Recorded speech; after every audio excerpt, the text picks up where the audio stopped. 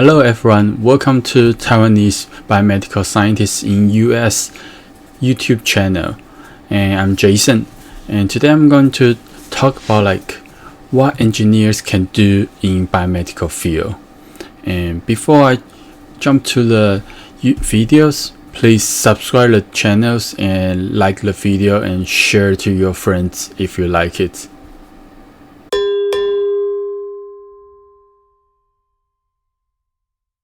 So today's topic is what engineers can do in biomedical field. Before I jump to the topic, I want to first introduce myself. I'm Jason and I have a very diverse background.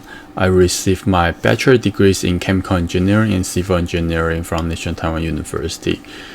After my bachelor degrees, I went to Cornell University to study the biomedical engineering and biological engineering for my master's degree and my PhD. And after that, I moved to Boston. So currently, I'm a research fellow at Boston Children's Hospital and research affiliate at MIT. So as you can see, I received very diverse trainings, including the engineering, biology, and chemistries. And my major role in the biomedical research is trying to work in the interdisciplinary teams, trying to collaborate with the chemists, biologists, or medical doctors for different projects. And also my major training is from engineering, so also I'm always very proud as the engineers in the biomedical field. So today I'm going to tell you what engineers can do, can contribute to the biomedical fields. And first I want to talk about something in my PhD research, so you can understand what engineers can do in the biomedical fields. So since my research has very broad interests, including the breast cancers, the RNA therapeutics, cell therapies, gene therapies, so I was dividing my research projects into the 3 different categories just by the size. So I would divide by the nanoscale, microscale, and macro scales. In the nanoscales, I'm working on some the lipid nanoparticle for RNA therapeutics. So probably a lot of people already know what this is because the COVID pandemic starts, and while we have the new the mRNA based the COVID vaccine is based on the lipid nanoparticles.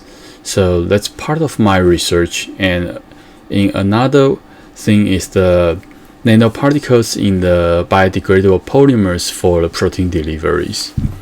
And in the microscales, it's mainly focused on the cell encapsulations. And what is cell encapsulations is I use the design the hydrogel materials to encapsulate the cells within the extracellular matrix, which can support the cellular growth and cellular functions.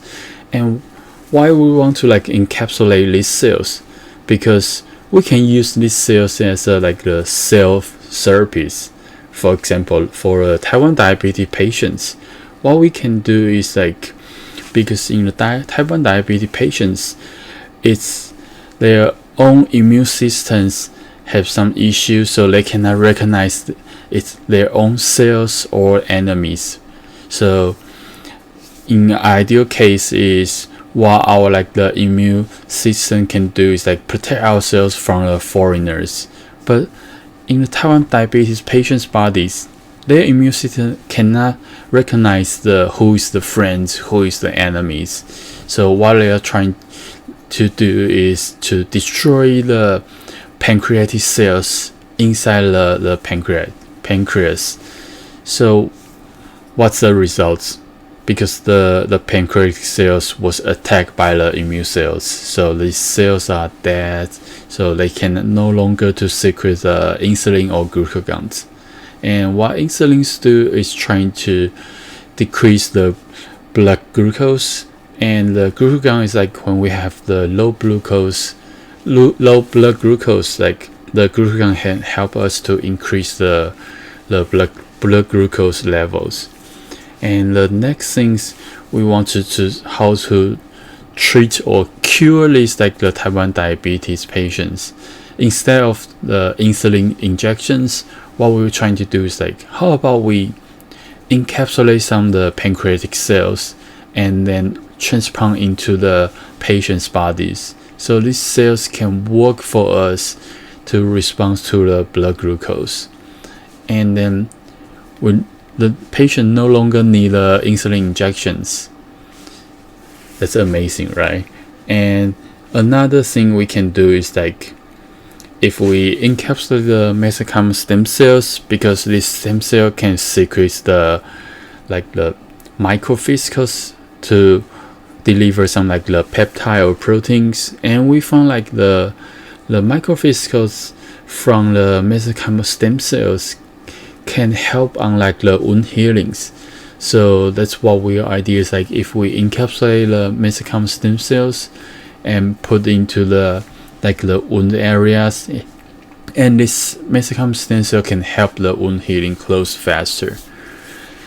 And the last thing is very interesting is like, what we can do is like, we use the same system to study how the biophysical confinements to induce the breast cancer formations. That's kind of pretty amazing, because like, without any chemicals, without any radiations, we can just change the normal like the epithelial cells become tumors. And that's, I think like I'm the almost the first one to like discover this the phenomena like in the pure physical like environment. And another thing is like, we can use the same technologies, because like in this technology we encapsulate the cells in the sphere hydrogel capsules, and we can produce these capsules more than 10,000 capsules in a minute. So just think about like, if we think like every capsule as a mini bioreactors, that means like we can encapsulate these cells and culture these cells in these mini bioreactors. And the good things like the hydrogel layer can protect the cells from the stir bioreactors. So that means like, if we want to do the large scale productions, like the huge like the bioreactors with a stir, trying to improve the diffusions, mass transfers, and that's probably a pretty good platform for the manufacturing for these like cell productions or micro tissue productions. And here, what I've like demonstrated is use this platform to scalable like production for the organoids. And the last part is the macro scales. So in the micro scales, the main thing is like to encapsulate the cells in the microspheres. But what if we want to like retrieve these like the capsules with the cells? Just think about like for the type 1 diabetes patient treatments. If we transplant these capsules into the bodies, but we cannot guarantee like the cell can grow forever, have the like normal functions forever. So what we can do is like, we can, instead of encapsulate into the micro capsules, we can try to like encapsulate in the macro device, the larger device we can do. So we can easy to transplant into the humans, and after maybe couple months, we know like the cell no longer functioning, so we want to like replace a new one. So we can retrieve the biomedicals, the device, and replace the cells and transplant into the bodies again. So very like the, if we have like the phones, like we have the something like we need to like just like periodically like to change the batteries.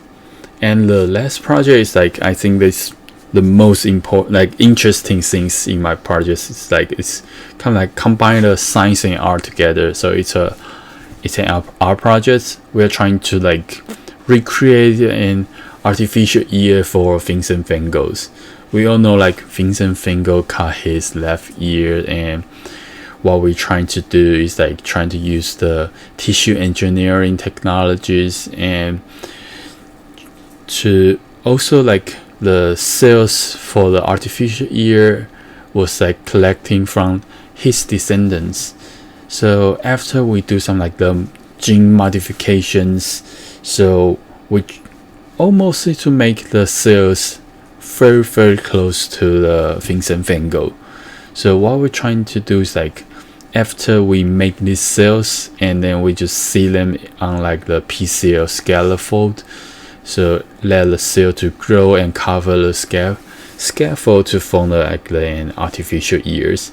Then we're just presenting these ears in front of like the Vincent van Gogh's self-portrait. And this is the picture for the art exhibitions in the Morris Art Museum in 2018 in Tokyo, Japan. And that's all my research. And next I want to talk about like what other engineers do in the biomedical field. First things like in our groups, like other like scientists and engineers do is like they develop the novel vaccine for developing countries.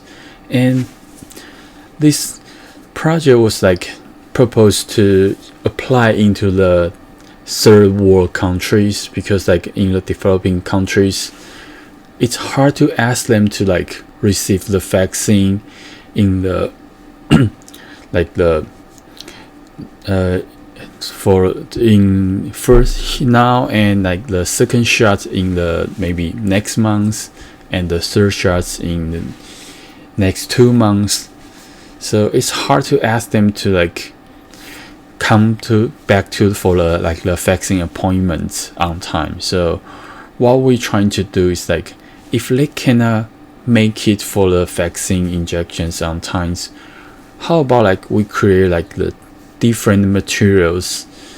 So here is like we use like 3 different like the molecular weight of the PGLA. The PLGA is a degradable materials, and what we're trying to do is like we control the molecular weight to control the degradation times.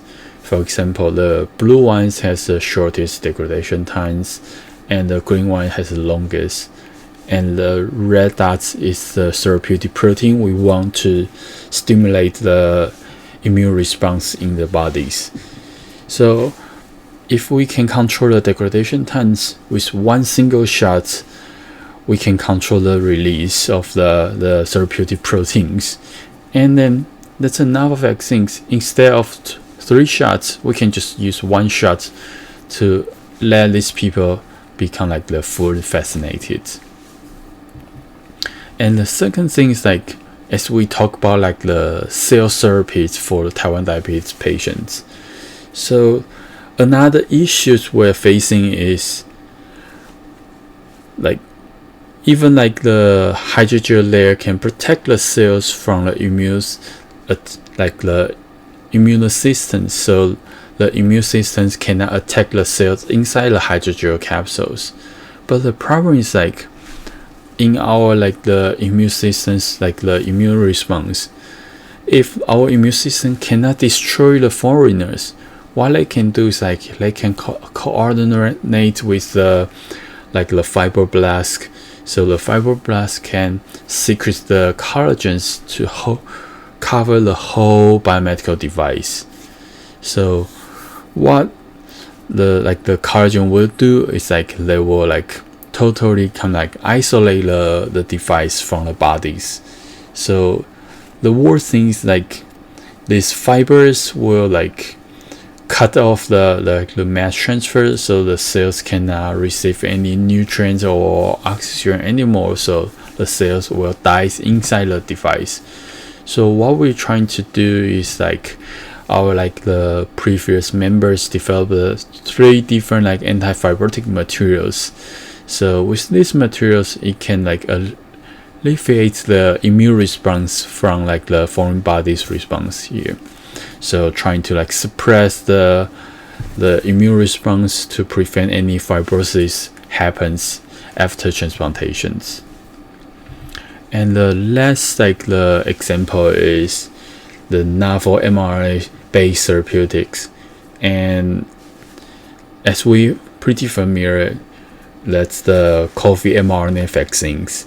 And what we're trying to do to deliver the mRNA is we use the ionizable lipids and with other the helper lipid like the glycerols, the C14 PEG or the dope to form the lipid nanoparticle with the mRNA and deliver the mRNA to the bodies to protect the mRNA from the immune response to degrade the mRNA.